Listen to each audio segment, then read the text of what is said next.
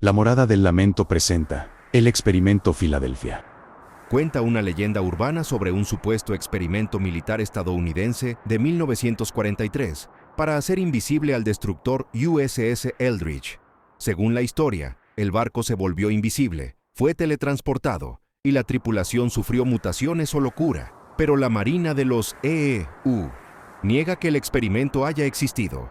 La leyenda cobró notoriedad gracias a las cartas y afirmaciones de un supuesto testigo. Oye, pa, siéntate aquí un rato, no andes de alzadito.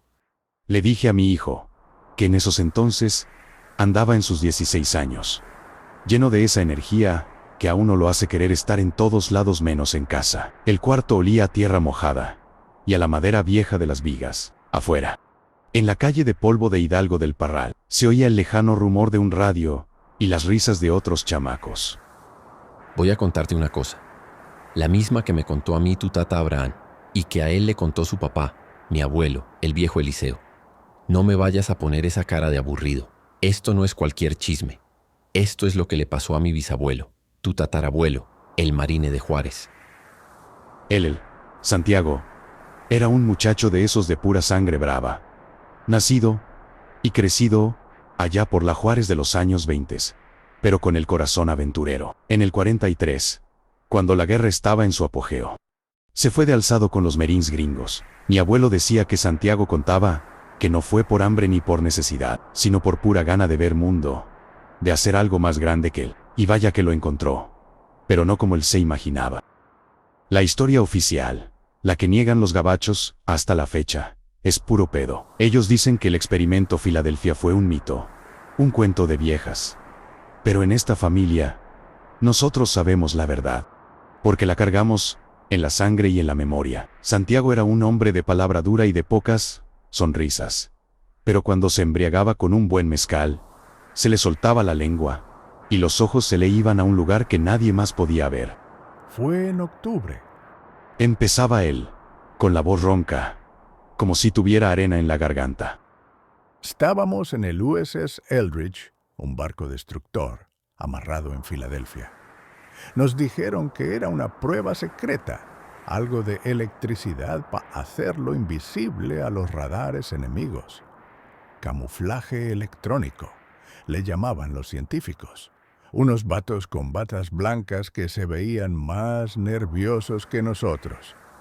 Nos dieron nuestras órdenes, nos hicieron firmar papeles que jurábamos no existían y nos encerraron en esa lata flotante.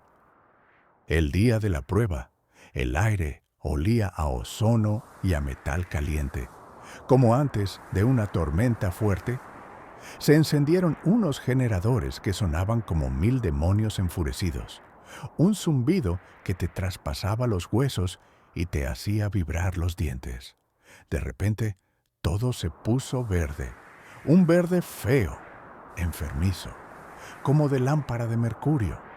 El pelo se me paró todo y sentí un jalón en el estómago, como si me hubieran aventado de un brinco desde muy alto. El mundo se desdibujó. No fue que nos volvimos transparentes, no. Fue como si la realidad misma se derritiera. El mar, el cielo, los otros barcos, todo se volvió una mancha borrosa, una ceguera de colores retorciéndose.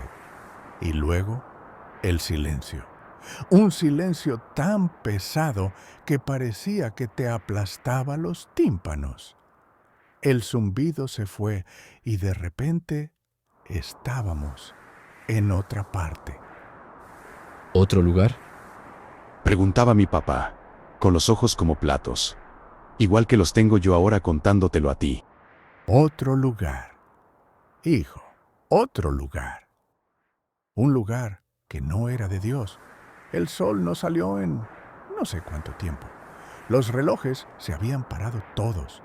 El cielo era una capa de nubes negras y moradas que no se movían, pero de adentro salían relámpagos de colores rojos y verdes que no alumbraban, sino que oscurecían más. El mar no era agua, parecía alquitrán negro, espeso y quieto. pero de repente se alzaban olas como montañas, tifones que nos golpeaban con una rabia que no era de este mundo. No era el oleaje de un huracán normal, era como si el océano mismo estuviera vivo y nos odiara. Y en esas aguas se movían cosas, monstruos. No te hablo de un tiburón grande, ¿qué va? Eran cosas con tentáculos hechos de sombra y boca, bestias que parecían hechas de la misma pesadilla que el mar. Las veíamos pasar junto al barco, enormes, y a veces alguna se lanzaba contra el casco, y el metal gemía como un animal herido. Pero no era lo peor fue. Aquí el abuelo se puso serio, y creo que todo regresó a su mente, dejándolo con la mirada perdida. Eran las batallas en el cielo. Entre los rayos, en las nubes, se veían figuras, ángeles, pero no como los de la iglesia, no. Eran seres de luz fría, con espadas de relámpago, y demonios hechos de pura oscuridad y fuego. Peleaban entre ellos, un verdadero apocalipsis, una guerra que no era nuestra, pero en la que estábamos atrapados. Los gritos, los sonidos de aquella batalla no eran sonidos, te entraban por la cabeza y te volvían loco. Los hombres empezaron a enloquecer. Unos se aventaban al Mar Negro para escapar. Otros se volvían contra sus compañeros. El miedo se nos metió en el alma y se quedó ahí para siempre. Y en medio de ese infierno pasaron los días. Lo sé porque el hambre y la sed nos consumían. Para nosotros, en ese limbo de locura, fueron días, tal vez semanas, pero según nos dijeron después, en el mundo real solo fueron unos minutos. El final fue tan rápido como el principio. Estábamos en la cubierta principal tratando de aguantar otro embate de esas cosas del mar, cuando de repente una luz. No era la luz de Dios, te lo juro. Era una luz cegadora, fría, como la que sale de un cuchillo recién afilado bajo la luna. Empezó en la punta del mástil y bajó, envolviendo todo el barco. No calentaba, al contrario, daba un frío que te helaba la sangre. Yo estaba agarrándome de un pasamanos con todas mis fuerzas, rezando por mi vida. Cuando la luz me tocó los pies, sentí un dolor. No era dolor. Corregía él con la mirada perdida. Era un vacío, como si mis piernas ya no fueran mías, como si se estuvieran volviendo parte del barco.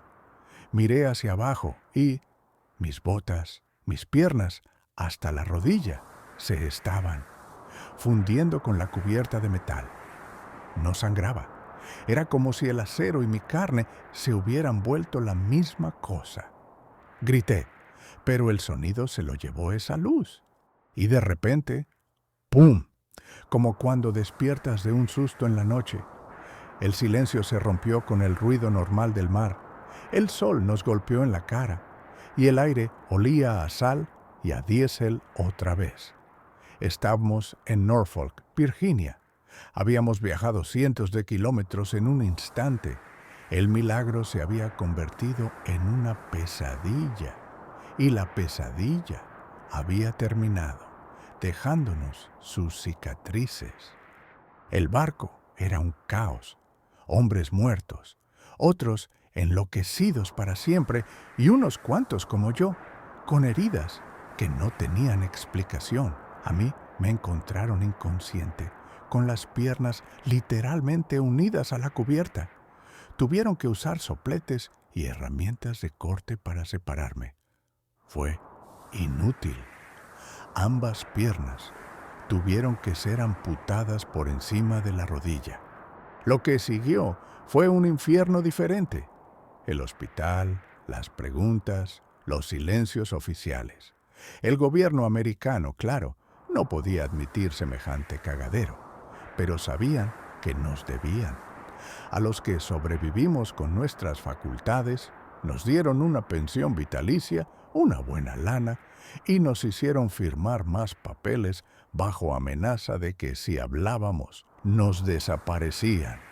Bueno, pues a mi bisabuelo Santiago lo mandaron de regreso a CD Juárez, con sus prótesis de metal y su secreto a cuestas. Pero el dinero no le compró la paz. Las pesadillas no se iban. Se vino a Hidalgo del Parral. Compró una casa buena. Vivió con lujos. Sí. Pero siempre fue un hombre roto por dentro. Dicen que en las noches de tormenta se despertaba gritando, creyendo estar otra vez en ese mar negro, viendo a los ángeles y demonios pelear en el cielo. Y por eso, hijo. Después de un rato que me tuvo, con él concluía mi papá, poniéndome una mano en el hombro. Esta historia es más que un cuento de terror. Es nuestra herencia. Es la prueba de que el mundo es más raro y más peligroso de lo que nos cuentan. Es la sombra que siguió a tu tatarabuelo hasta su tumba. Y la razón por la que esta familia, aunque vivamos con sencillez, sabemos una verdad que podría voltear al mundo de cabeza. No es una leyenda, es la memoria de Santiago, el marine de Juárez que viajó al infierno y regresó para contarlo, pagando el precio con sus propias piernas.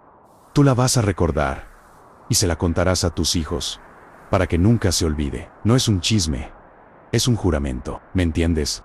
Y yo, mirando los ojos serios de mi padre, asentía, entendía. No era solo una historia de barcos invisibles y teletransportación. Era la historia de nuestro origen trágico, un legado de horror y secreto que, como la misma sombra de aquel experimentaré, se alargaba a través de las generaciones, desde las aguas enloquecidas de otro mundo hasta esta tierra polvorienta de Chua. Quiero agradecer a todos por los primeros 100 miembros de esta morada. Espero seguir contando con su confianza, Ann, para seguirles trayendo más historias de la Morada del Lamento.